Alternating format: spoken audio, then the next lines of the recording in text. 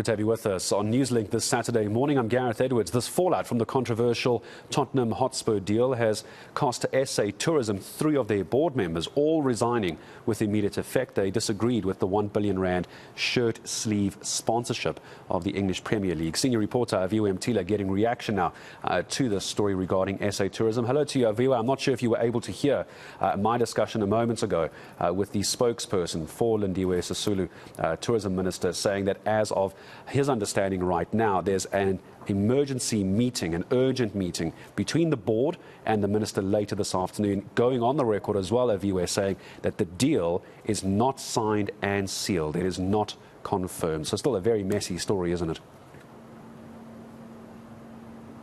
Well, it's got tongues working, Gareth. It's that 3 sponsorship proposal by SA Tourism to sponsor Tottenham Hotspurs, of course, coming in at a multi-pound deal. We do understand nearly R1 billion deal, that even the president has distanced himself from it, saying that on face value, that deal is unjustified. Of course, we've seen a lot of developments. 3 board members resign, of course, pertaining to this particular deal. Let's get more reaction from Wayne Duvenage from the organization Undoing Tax Abuse. Thank you for joining us at ENCA. But when you look at this deal, do you think that they read the room accordingly, given the situation in our country even?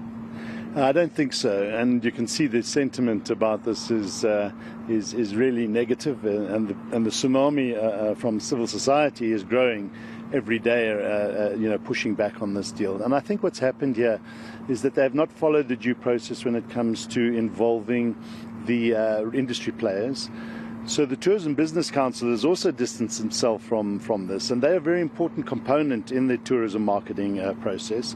And when the industry is left out of these discussions and they get to know about it late in the day, it would seem that that has triggered the resignation of the 3 board members, and rightly so. We've seen this before at SAA and other boards, where board members do decide, look, it is time to resign if you're going to forge ahead with this. And I think they've done the right thing, and it sends a message to the board, to the executives at SA Tourism, that they should not be going ahead with deals like this unless they consult the industry properly. And you mentioned a lot of people that are distancing themselves, one of them being the Minister of Tourism, Lindiwe Sisulu. But do you think she didn't know anything about it? Because I'd assume that in order for the executives to go and table this deal with Tottenham, they would have had the backing of the minister and the signing off from the minister. Yeah, look, I don't think they would have come this far and engaging with Tottenham Hotspurs and being so close to sign the deal unless they had had the ear and the support of the minister. I mean, what you don't do is go this far down the road and then go to the minister and have it rejected. And then you have to go to Treasury and have it rejected. So I think they would have definitely engaged with the minister to get her feeling and her sentiment on if this deal came this far, would she support it? So she must have known. Otherwise, if she didn't, and they had gone this far, then they really have messed up. The board really has, or the CEO and the team, the executive team, really have gone about it the wrong way. So, yeah, you can see that, certainly with the industry players being left out of the discussion and not engaged in Tourism Business Council distancing themselves, the president now distancing himself. This is not the right thing at this stage. He's giving the SONA speech next week.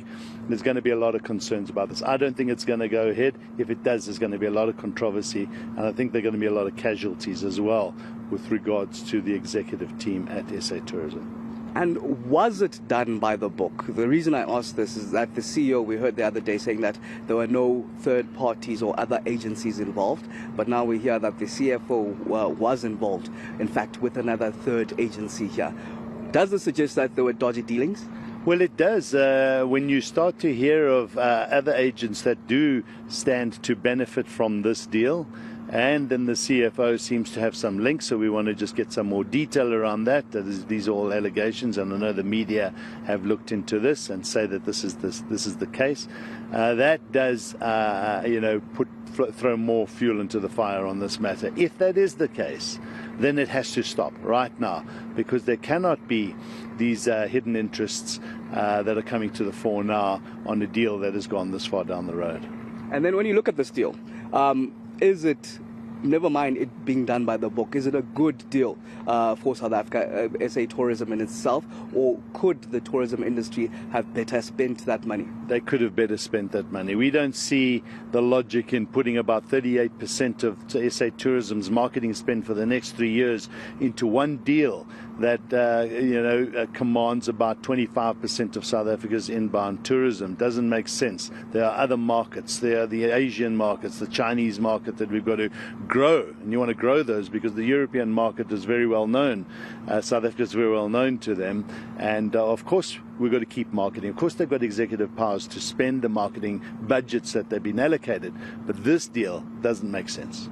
And you already mentioned that you don't think it's going to go ahead, but should it go ahead, as we heard from the CEO of SA Tourism suggesting that it is in the best interest of the country, or do you have any plans as ALTA? Well, we'll evaluate if there are any avenues that we can explore to interdict to stop this. We've also learnt over time that government departments and government themselves have executive powers. The courts can't necessarily intervene. But this is a bad decision, and we're hoping that there will be a tap on the shoulder by the ministry or by the president through the ministry to the board or the executives at tourism marketing or SA Tourism to say do not go ahead with this. And that is potentially government interference. So we've got to raise an eyebrow if that does happen, but we've seen that. Remember the big giant flagpole?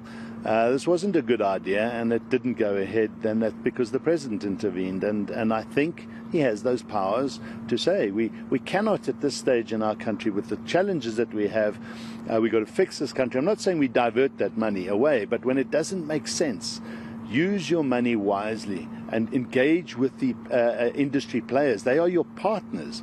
They have a lot of skin in this game. They actually give millions of rands through the TOMSA levies, through to SA Tourism, and they're not consulted. So this is not collaborative. This is not consultative. This is not an inclusive deal, and I think the CEO is out of line. They should stop it. All right, thank you very much. Wayne Duvenage from the organization Undoing Tax Abuse saying that this is a bad deal. Money could have been used better. Of course, that's that controversial nearly R1 billion sponsorship deal, proposal to Tottenham Hotspurs for the next 3 years. And we know as well that the tourism minister is going to be meeting with the board later this afternoon, according to the spokesperson for the tourism minister. Aviwe Mtila, thank you very much to you and Wayne Duvenage talking about what it should be spent on. There's better ways of doing it, according to Wayne Duvenage from ALTA. Now,